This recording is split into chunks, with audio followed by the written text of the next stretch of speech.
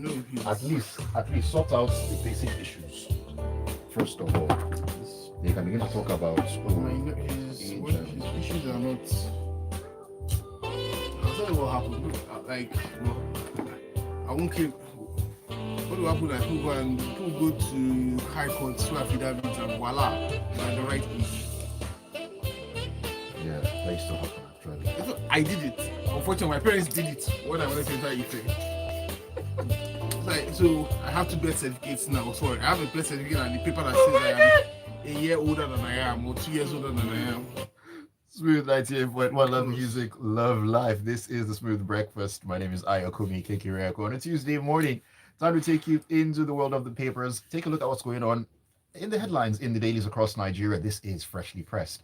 It is, as always, an interactive session. So do come through with your thoughts by sharing them with us on WhatsApp on 0809 440 981. 0809 440 981. That is the WhatsApp number. Also streaming live on YouTube at Smooth 981 FM Lagos. Smooth 981 FM Lagos.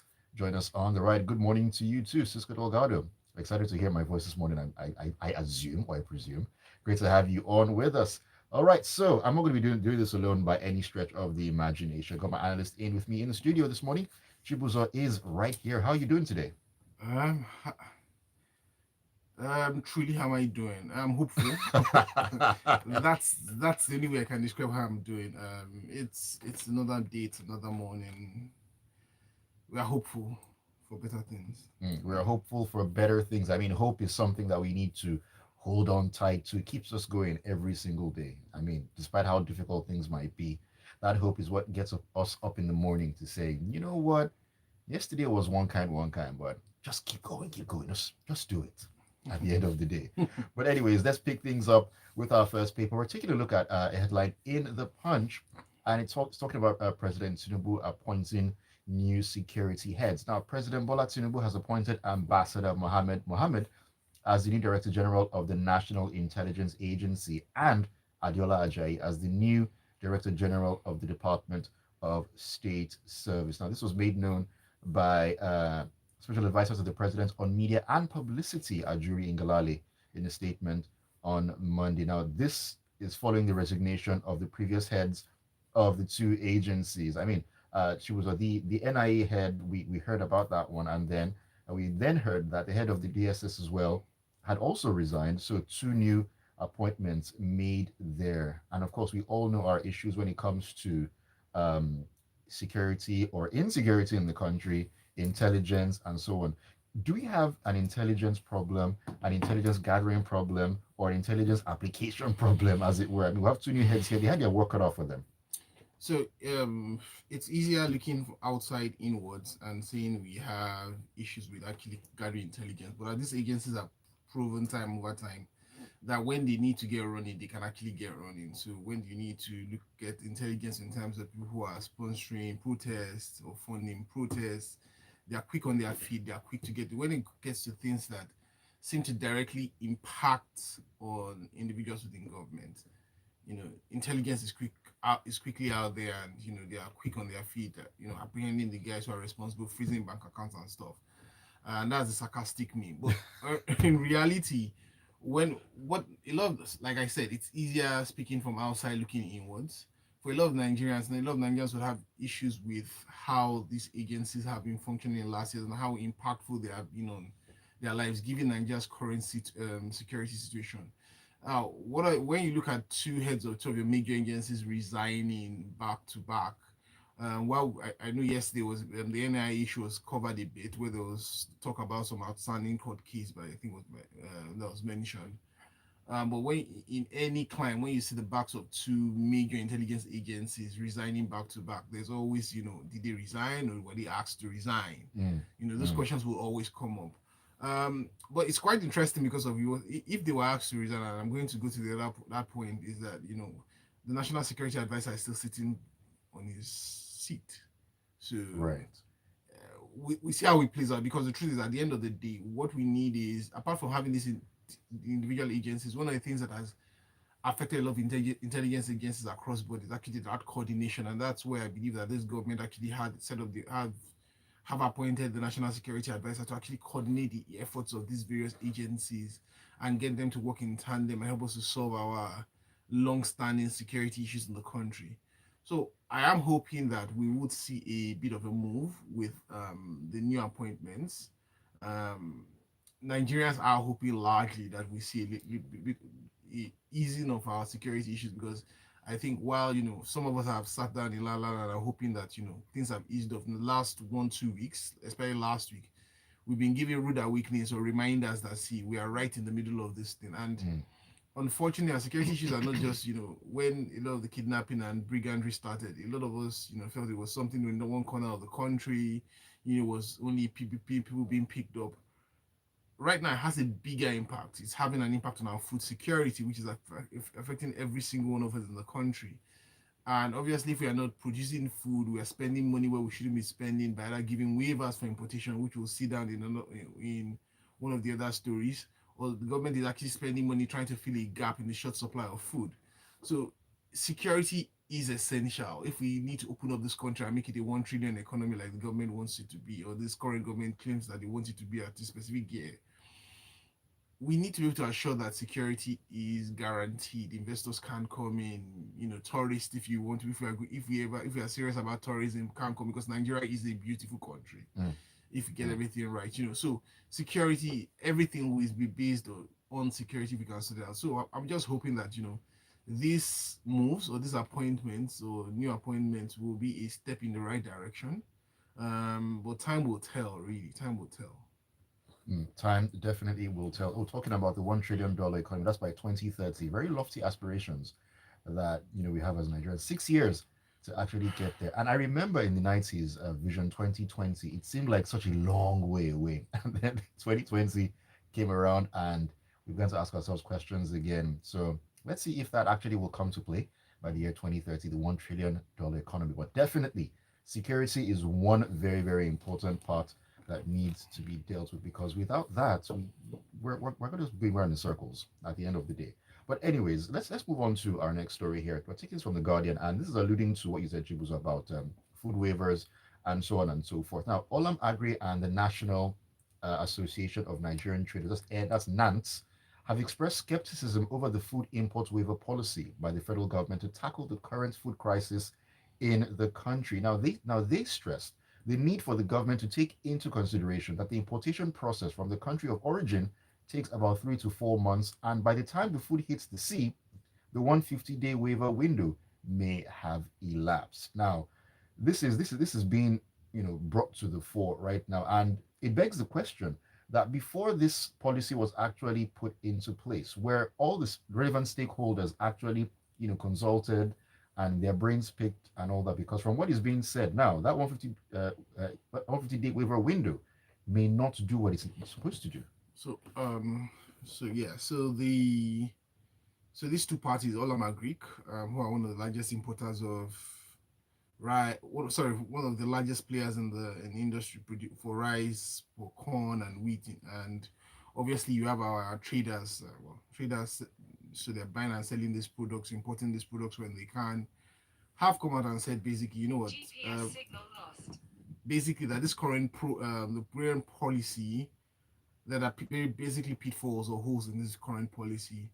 There's a 150-day waiver that has been given to accelerate this policy. I think it started from, is it July, and it's going to stretch a period of 150 days. And what they are saying basically is, if I'm going to bring in this stuff, everything has to be all the framework has to be on ground that guides how I'm going to bring in this stuff. And when I put this stuff, I'm bringing them from wherever I'm bringing them from, maybe Ukraine, Turkey, Mm. whichever part of the world. There is at least some period that within where it's going to go and when it's going to arrive here, and it's going to come by sea to be able to meet this need. So within that time window, that this your 150 waiver period would have elapsed. So how do we go about it? And there's also the talk about how much are we going to be able to spend to get it, at what rate. So most of these things will be purchased in forex, in USD, for instance. Right, And right. one of the claims of Olam and their representative is that if we do purchase it at the current exchange rates of what between 1,600 and 1,650, that we would not be able to solve the issues that we're trying to solve, which is trying to reduce the price of these products in the market, that the prices will be as high, if not higher, than what they are currently, so that they are asking for a special window, for a special forex window for them, FX window for them to be able to access forex at the rate of between 800 naira and 1000 naira, which is a bigger challenge. So one of like and like you pointed out clearly at the start of this when you introduced the stories, that when this policy bill was being brought, was being thought of, or was being pushed forward, where stakeholders engaged. And I do know that policy making is one of the biggest jobs by people who work in in both largely in the public sector. Mm. But obviously, when you have politics and policy, and you have pressures of politics and governance coming into play, at times things are sacrificed. Unfortunately, we are seeing. It appears that we are seeing some of these things, the effect of some of these things that are being sacrificed, because basically what they are doing is calling out and saying, what, Oga, it's a fine product, it's a fine policy, but it doesn't look, seems like you guys have thought it through. Because obviously it needs that the Ministry of Finance needs to go and look at it. The presidency and the government needs to look at, do I want to fund it at this specific exchange rate, that these guys are this realistic exchange rate? What do I really want to achieve? Yes, I want people to be able to bring in this group, these particular products from wherever, and give them import waivers, but at what rate? Because the entire challenge is, we want from the point of the government, that they want to make this product available to the Nigerian citizens at a price at which they can afford, and in a quantity that will meet the needs of the people, so that it will ease some of the pressures that have been driving inflation, because food inflation is the largest contributor to food inflation, Right. and will also ease some of the pressures on the everyday citizen. So what Olama and Nance are saying in this instance, that this policy or this waivers, the way it is currently put forward, or way you have put it forward to us, may not solve the problem if we do not make some changes or some adjustments to it. So for me, I would like to see how the government responds, or how the government responds to this, and how they react. They've also spoken to the fact that they are still waiting for the fiscal framework from the Ministry for Finance. And it's been one of my biggest arguments in Nigeria over the last 8 to 10 years, over the last two administrations, that there's been a lot of focus on monetary policies and less on fiscal, or at least Right. from the average bystanders position. We have seen a bit of a change of it in this government, but we do need to see a lot more work. So they're still waiting. So they're still waiting for the fiscal framework that guides this particular activity.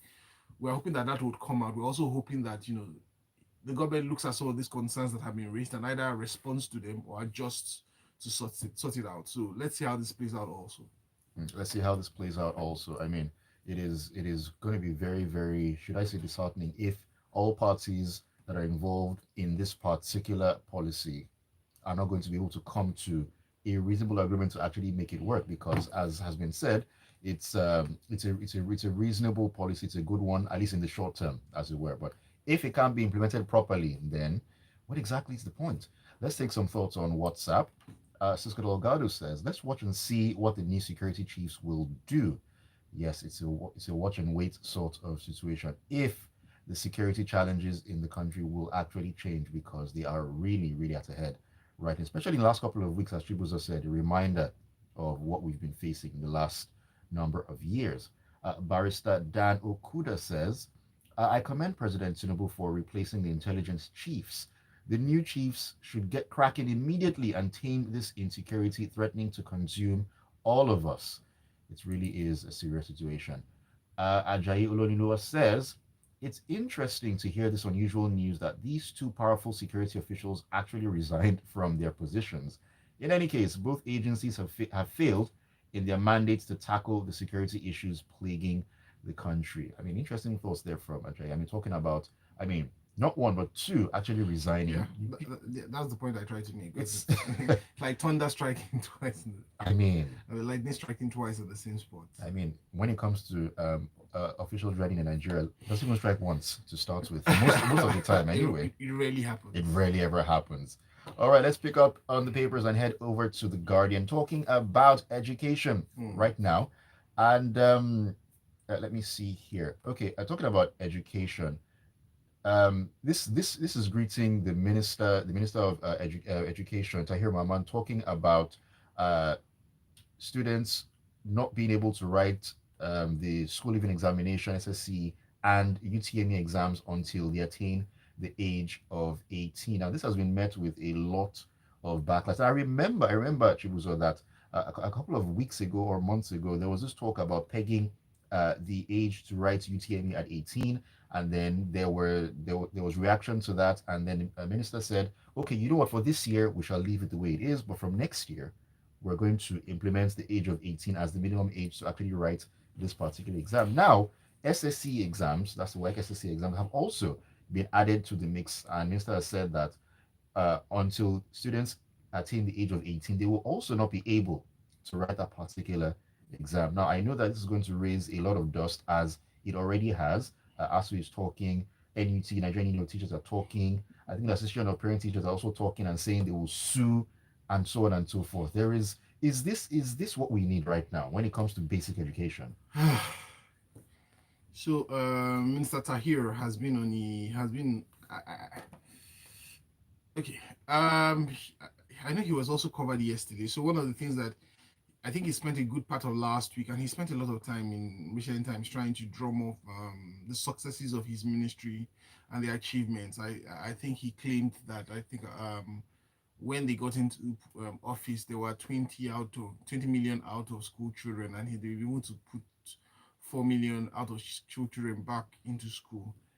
And I smiled while I was listening to that, because about a week ago, I was having a discussion with a friend who was talking about how, for some reason, he had seen a lot more in his estate. He had seen a lot more children not being in school. Oh, And wow. I had also had the same viewpoint based on where I stay and where I live, and seeing a lot of children out of school where they should have been in school. And the questions I was asking myself was, what was it, the impact of the current economic situation? How many of these children are in the public school system? How many are in the private school system? Because we do know that a lot of people who are in the private school system are struggling to keep their children within the private school system. So you are still a ripple effect across border where we are economically happening. And the minister is beating his drums and his chest. And I don't think that he numbers, and I'm still waiting to be convinced, because I still need to see the data. I don't think the numbers he's drumming up make any sense. And I'm going to be very categorical about saying that I don't think I'm the fondest person of the minister, because education is something that is one of our major challenges in this country. Right. And I think also one of the challenges is defining the type of education we want to offer, defining the standards of education we want to offer, trying to sort out both formal and informal education, trying to sort out the technical schools and technical colleges. I had I think months ago, close to a year ago, a colleague who had come in from out of the country, recently in Nigeria, wanted to have a particular desk to work at from the office, and he was asking us if he knew a technical school where we could, had these things could be fabricated. And I smiled, and another colleague of mine, mentioned the technical school.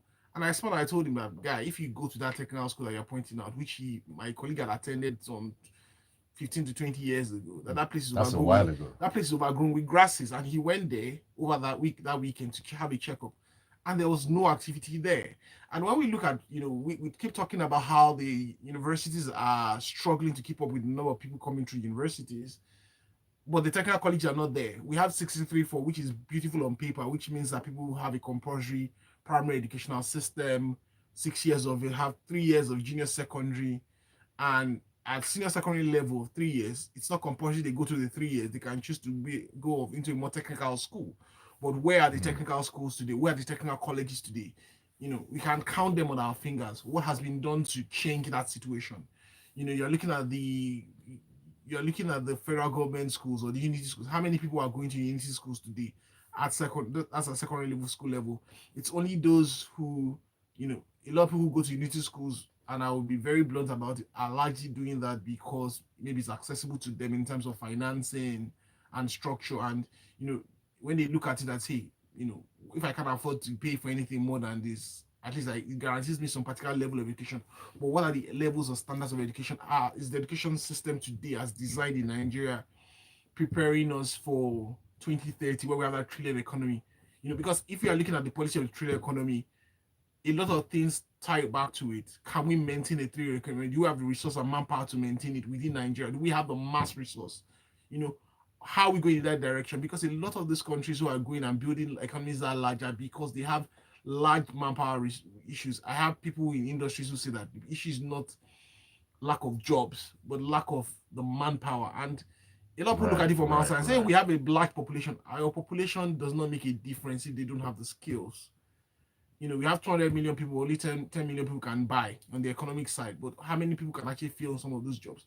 So I did expect the minister, when he came in, to spend a lot more time on other things, but he's spent quite a lot of time on looking at age issues in terms of writing jam, looking at age issues of writing WAEC and the other, NECO. The question, one of the things I would like him to look at is what is the pass rate today of people who are sitting for those exams? Because if you put a mandatory cap on them writing at 18, for instance, what typically happens if I don't make it on my first attempt and I have to retry it? Because you have to retry it. I'm probably writing it until you would have instances where people are writing until they are 22, 23. If they go out, by the time they go through the educational systems where they choose to, and they graduate, what jobs are accessible to them in the industry? Because a lot of people say, we are not hiring anybody who's more than 22, 23, 24. With 20 years experience. So the guys who go through at 16, for instance, if you have guys who are earlier than 18, when they leave school, what do you have to fill in that gap for them? Or you are basically going to surrender them to society, or their parents who are busy trying to chase cheese out there to make money for them, to make money to take care of those children. Someone said that those kids during that quote unquote gap year can go and learn something else, where a skill. where Questions. At what cost? At what rate? Questions. So you see, so it's good to think, and I'm not saying that that's a negative. It's when we are doing things like that, we need to think it through holistically. So what is the validity of even your WAEC? How many years is it valid for? So you need to think all these things truly when you start coming out. And I ask myself, are those things the most important things on our educational plate? Which is why I've given the background before. We have a lot more things to focus on, but hey, this is his priority. He's been driving this like a bulldozer going through the market, and he wants to achieve it. So it's good. We'll see where all the challenges pan out and how they go. But hey, the man has been beating his own drum for a while, and they say if nobody beats your drum, you better beat it yourself. So he's been busy beating his own drum, So, and yeah, and that reminds me, we're still waiting for the results of the last appraisal session that they had with their boss. Nigerians are still waiting. It was done publicly, so we'd like to see the public results because no minister has gone yet. The results are coming. When? Soon is all I can say on that one. That's all. Let's take some thoughts on WhatsApp. You can keep them coming in on 0809 440 981. Dami from Ikeja says, can the Ministry of Education point to any research that establishes a causation link between the age of the candidates, academic performance, and success in life? Tony from Marine Beach says, when we see resignations coming from two top security officials in Nigeria, we'll hear the stories in time to come. As for waivers on food importation, it's a shame, really, for us as a nation to have gotten here in the first place, as a country so blessed with arable land, no thanks to gross negligence by successive administrations. Countries with land not as rich as ours do better. Can someone please enlighten us on the reason for proscription of IMN? Is that IMN? Yeah. Were they violent before now? Don't they recognize state laws, or is it because they simply don't align with someone's sect? Questions. We have so many questions in Nigeria. The answers, though, answers are few and far between. Few and far between. Who is talking to us here? Yemi from Marina says, it is sad that in a country where you have to wait 3 to 5 years before getting admission, and you cannot even get a decent job in the country once you've passed a certain age, the minister is more concerned about admission age. The concern should be ensuring educational and social standards in the colleges rather than regulating our personal lives and struggles. God bless Nigeria. Talking about this, I was done with secondary school at 16. Didn't get into school until I was 18. Well, I Jam was jamming me. My own personal story, I got in at 60. So, like I said, I have a personal beef in this issue. So, but one of the things also, and I don't know why it's keeping my the idea thought will come back to me again, but is there a possibility that there could be some age fraud being, should I say, undertaken here? Let me just say that you probably have a lot more affidavits coming through and declarations of age Interesting You times are you definitely possibly ahead. would have a lot more. I'm not advising, but you possibly will have a lot more of that. Interesting times are definitely ahead. Let's get back into the paper's vanguard here, where the Nigerian Association of Resident Doctors (NARD) has embarked on a 7-day warning strike over the abduction of their colleague, Dr. Gadias Popola, who has been in the kidnappers' den for 8 months. Now, the president of NARD, Dr. Dele Abdullahi, announced the strike during a virtual emergency meeting of the National Executive Council held on Sunday. This is such a sad situation. I mean, Dr. Popola being held for over 8 months. Now, NERD has said they want to go on a 7-day warning strike. So I took a deep breath. I took a deep breath when I saw this story because having to think of someone who's been in captivity for 8 months and what the person has gone through, what the person is going through. And we do pray and hope that she's eventually released and she's released in good health, at least physical health, because obviously there will be some level of trauma that she's gone through this period. So NARD is threatening to go on strike, and I think they're going on a warning strike. They've actually gone on a 7-day warning strike. And this strike is different from the typical strikes we tend to have in Nigeria, where people are going to strike on unpaid, either unfulfilled promises from previous engagements, on paid wages. This is because of a colleague has been held in incarceration, well, by kidnappers, and this points to some of the earlier stories you've taken today on security or insecurity. It's sad that this lady has, or this doctor has been kept in this stage and she's not been released till this point, especially in the point where we've been, the last time I think it was the vice president that was pleading with doctors not to leave the country and they should stay, without giving any Right, cogent reasons why they right, should stay. right, But right. let's be patriotic and stay. We've given you subsidized education, so you need to come and serve us. And like I said, a lot of people, there are reasons why a lot of people have left the country. Some of the reasons why some people have left the country also, it's not only about the wages or salaries. I do know colleagues who left the country because they were worried about their security and their safety. It was Quality of the life. quality of life, the fact that they had to think about how they would go from place to place, how they could not go back from major cities where they were living in back to their hometowns and then other parts of the countries without literally having their hearts in their mouth. Or even when members of their household would travel and go out, they would be worried. That was the major concerns why they left the country. And this is the reason I know doctors who have left the country for the same reason, in addition to the economic situations. So we need to, it speaks to the larger state of our country. Like I said, we talked about the issue of security earlier. We do hope that this lady is rescued eventually in time, that we don't have to have this kind of activity actions by professional bodies to actually push the issue down, that the security agencies will get down to the work and are able to solve these issues out as quickly as they can, Right. given the resources that they have. But it's sad to talk about it, but this is what it is, and she's not the only one. you know she's not the only one who's been kidnapped. We do, I think there was something in the, it was University of Benue State Yeah, University. 20 of them. And it's quite sad. It's quite sad that professionals, human beings, citizens of this country, every time they step out of their house and go out and basically have to do that with some level of fear. All right, let's round up with a couple of messages on Freshly Pressed this morning.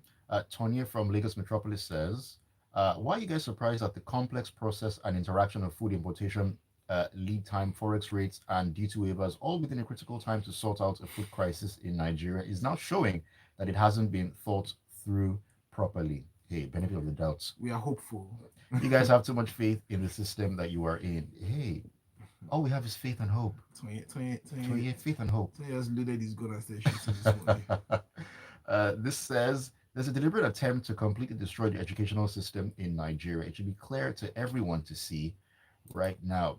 Fabian from Equest says, I'm appalled that at a time when countries all over the world are encouraging young children who are intelligent to progress, the minister is wasting time pegging age limits for secondary schools and universities rather than working on improving technical education, advancing technology, AI, and so on. Does he even know the age when an average child finishes primary school? He should go and learn from Japan and China. This is Kunle Bangboy. He says, is the minister saying students must be 18 before writing O-level exams in Nigeria? Yes, he is. This can't work. I don't even think writing entry exams to higher institutions should be above 16. Our leaders hardly uh, provide appropriate solutions for our challenges. I guess that's what you mean. Thank you. So I just wanted to chip in. So I think the thought I was trying to get was, while university, and this is one of the things about when we talk about universities having some independence, universities not only should be able to set the standards for admission, they should, and the standards don't only stop, shouldn't stop at education or academic. You should also look at age. How low do I want it to go to? How, do I want to accommodate where we have exceptional talent, and Mm, do I have systems to support? So yes, the minister comes talking about everywhere in the world, and but I do know that in particular parts of the world, and this is true largely about the ages of entry into colleges, universities, and the likes. But there there are openings or to deal with exceptions, and the schools typically look at how do you support those kind of exceptional students, exceptional in terms of psychological support, because the argument always are, oh, are the children mature enough? right, right. But the question, I have, even if you look at the universities you have today, some of the way some of the universities do function, I'm sorry, they really don't function any different from secondary schools. Ah, So really, you what was else? you What went else? there. What else are you asking from the You went there. students? So please. Idimapuza says, in the midst of God's abundant blessings in crude oil, we're still going through fuel scarcity. Cluelessness is not our friend. May God help us. Amen. And let me take this final one here from, okay, this is Bundu. He said, I had an opportunity of looking at the graphic design curriculum of a technical school in Lagos this year. It is full of things from 30 years ago. Wow. The teachers don't have the skills or training required to be instructors to the children in their schools. Thank you very much. And Joseph Meunier says, my thoughts, if graduates go on mandatory 1 year youth service, why can't the Ministry of Education make it mandatory for students during their 6 weeks vacation to do a mandatory 4 weeks vocational training program? Not everyone makes it in white So collar one of the, jobs. even within the NYSC, one of the struggles for a lot of people who are serving today is, where do you get placements? So I was one of the people that was a firm supporter of putting people through schools to go and teach in schools or support in schools. But one of the challenges also is that we have in that is that you have people who are not interested in teaching being placed in schools for that year. And I have on first hand seen the damage you can do to students, because you had coppers who were posted to schools that didn't show up for a long time, only showed up around exam periods, and had kids losing a lot part of it. So when we think about placing people somewhere, let's think even IT today. People are struggling to get placements because it's a reflection of the larger state of your economy. If you have organizational entities that have spaces that are growing, are expansive, are Right. great, they will have spaces. But if they don't, you can't put them anywhere else. Hmm. Food for thoughts. Thank you so much, Chibuzor. And thank you all for sending your thoughts in this morning on Freshly Pressed. It's been a great morning. Thank you once again, Chibuzor, for joining me. As always, a pleasure. Thank you very much. All right. Keep it tuned to Smooth 98.1. Smooth Breakfast will continue. We're taking a walk into the grapevine at 8:15. Iraba is in for that one. It's entertainment just all the way. The headlines, the I'll tell you stories, something. My brother-in-law the was news, supposed to be an IT. in-depth analysis of national current Now affairs. he's in his final year, so he came back for his 400 level.